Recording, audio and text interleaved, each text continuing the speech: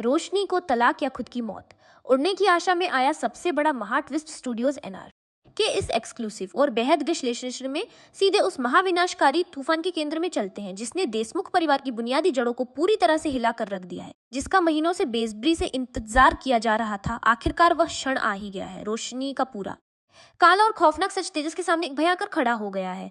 वो रोशनी जिसे तेजस एक सोने की खदान समझ बैठा था, वो रोशनी जिसके तथाकथित दुबई वाले अमीर चाचा के पैसों पर तेजस ने अपने पूरे भविष्य के आलीशान महल खड़े कर लिए थे, आज वो सारा महल ताश के पत्तों की तरह भरभरा कर ढह गया है। सच्चाई का पर्दा जब पूरी तरह से हटा तो उसके पीछे कोई अमीर शहजादी या दुबई रिटर्न बिजनेस वुमन नहीं, बल्कि कल्याणी नाम की एक साधारण सी औरत खड़ी थी, जिसका अतीत काले और गहरे रहस्यों से भरा हुआ है। तेजस अपना सिर पकड़े बदहवास हालत में फर्श पर बैठा है और उसके ठीक पीछे धुंधले अक्स में रोशनी। अब सबसे बड़ा और रोंगटे खड़े कर देने वाला सवाल यह उठता है कि क्या तेजस अपनी मां रेणुका के भारी दबाव में आकर रोशनी को हमेशा के लिए तलाक दे देगा, या फिर इस भयंकर धोखे और सार्वजनिक बेइज्जती को बर्दाश्त ना कर पाने की वजह से खुद को खत्म करने जैसा कोई खौफनाक कदम उठा लेगा।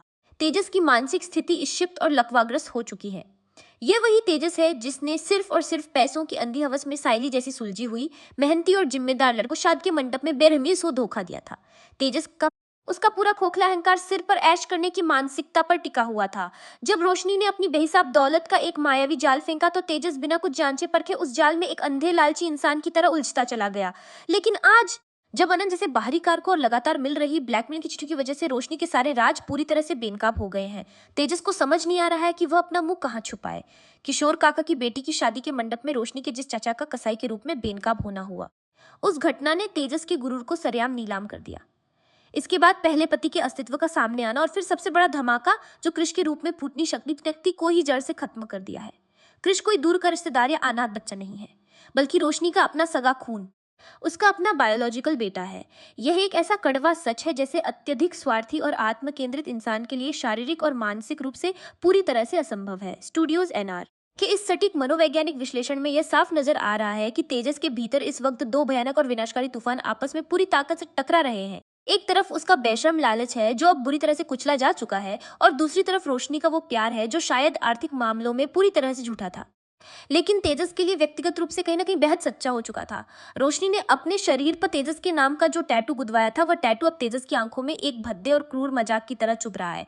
तेजस ये स्वीकार ही नहीं कर पा रहा है कि जिस लड़की को उसने दुनिया की सबसे बेहतरीन, सर्वगुण संपन्न और अमीर जीवन साथी समझा था, उसने इतना बड़ा, इतना जटिल और इतना खतरनाक फरेब कैसे रच दिया। तेजस की आंखों के सामने अब सिर्फ और सिर्फ घना अंधकार है। समाज में, रिश्तेदारों के बीच और अपने खुद के परिवार में उसकी जो थोड़ी बहुत खोखली इज्जत बची थी, वो भी अब रोशनी के राख में तब्दील हो चुकी है।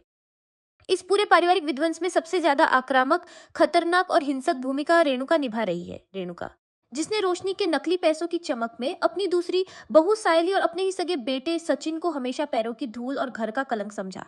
आज उसी रेणुका का गुरूर सबसे बुरी तरह से खंडित हुआ है। रेणुका का अहंकार और उसका खोखला क्लास डिफरेंस इस वक्त उसके लिए एक जानलेवा जहर बन चुका है। वो किसी भी कीमत पर रोशनी को अब की दहलीज के अंदर बर्दाश्त नहीं कर सकती। सच्चाई सामने आते ही रेणुका ने बिना किसी रहम के रोशनी को धक्के मारकर घर से बाहर निकाल फेंकने का निर्मम फरमान जारी कर दिया है। इतना ही नहीं, वह कानूनी तौर पर तेज और रोशनी का हक करवाने के लिए वकीलों के साथ गुप्त मंत्रणा भी कर रही है। तेजस हमेशा से अपनी मां के पल्लू से बंधा रहने वाला एक डरपोक इंसान रहा है। उसमें कभी भी अपने जीवन के बड़े फैसले खुद लेने की हिम्मत या रीढ़ की हड्डी नहीं रही। इसलिए इस बात की 100% संभावना है कि वह अपनी मां के इस हिंसक दबाव के आगे घुटने टेक दे और तलाक के कागजातों पर बिना रोशनी का पक्ष सुने हस्ताक्षर कर दे।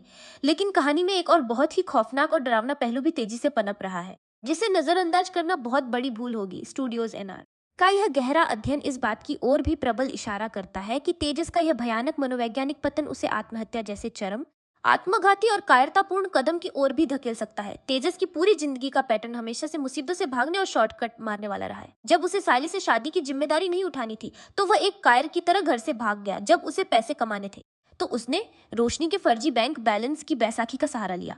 अब जब उसके पास भागने का कोई भी सुरक्षित रास्ता नहीं बचा है, जब उसकी सारी चालाकियां उसी के गले का फंदा बन गई हैं, तो वह इस शर्मनाक हार को कैसे स्वीकार करेगा। सचिन, जिसे तेजस और रेणुका ने हमेशा एक शराबी, गुंडा और जाहिल इंसान कहकर नीचा दिखाया है, सचिन ने हमेशा से अपने मजबूत अंतर्ज्ञान के आधार पर रोशनी पर गहरा शक जताया था और उसे फ्रॉड कहा था। सायली, जिसे तेजस ने अपनी झूठी शान के लिए ठुकराया था, आज उसी घर में एक सफल बिजनेसवुमन बनने की राह पर सिर उठाकर मजबूती से खड़ी है।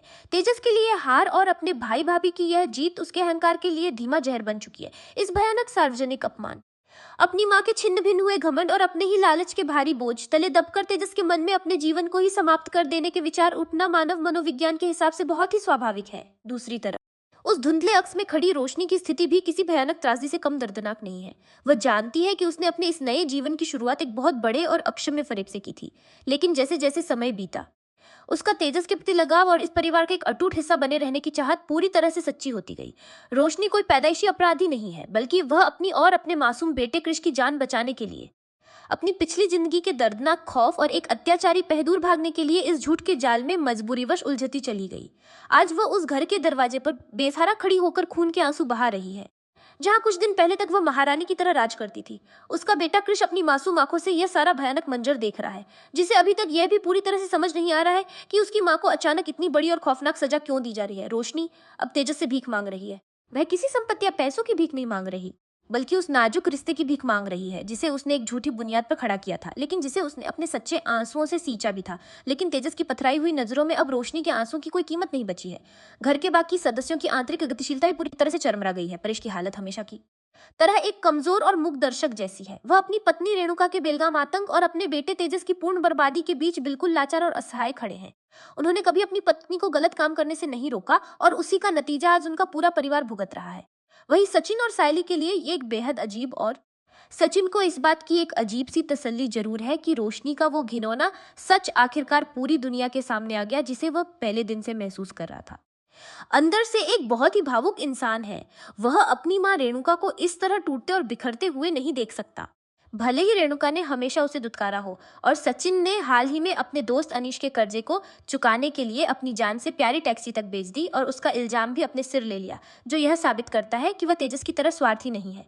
सायली, जिसने इस घर में रेणुका और सबसे ज्यादा मानसिक प्रताड़ना सही है, वह शायद एक औरत होने के नाते पर थोड़ी मानवीय सहानुभूति महसूस कर रही है। सायली खुद एक संघर्षरत पृष्ठभूमि से आती है और वह गहराई से जानती कि घोर गरीबी और जीने की मजबूरी इंसान से क्या क्या खौफनाक कदम उठवा सकती है। लेकिन सायली जैसी उसूलों वाली लड़की भी इस फरेब और विश्वासघात का तेजस का यह आगामी फैसला सिर्फ उसकी और रोशनी की जिंदगी को ही राख नहीं करेगा, बल्कि यह पूरे देशमुख परिवार के आने वाले भविष्य की दिशा हमेशा के लिए तय करने वाला है।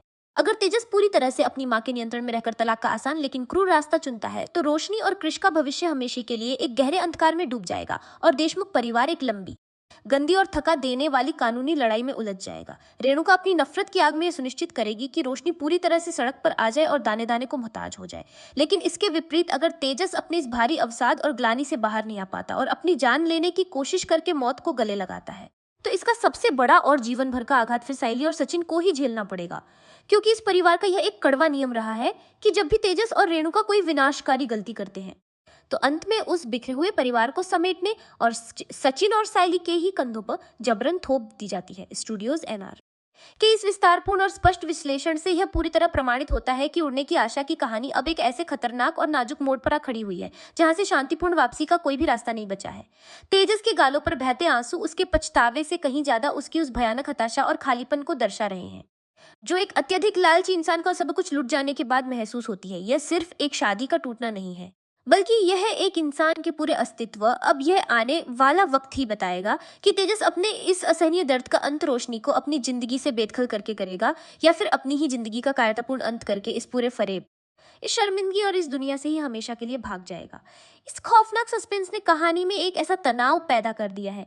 आगे जो भी घटनाक्रम घटेगा वह निश्चित रूप से भारतीय टेलीविजन के इतिहास के सबसे भावुक, हिंसक और चौंकाने वाले पलों में से एक होगा। स्टूडियोज एनआर की पैनी नजर इस बदलते हुए घटनाक्रम पर लगातार बनी हुई है और हम आपको इस कहानी के हर एक जटिल और छिपे हुए मोड़ की सबसे सटीक जानकारी इसी तरह लगातार देते रहेंगे।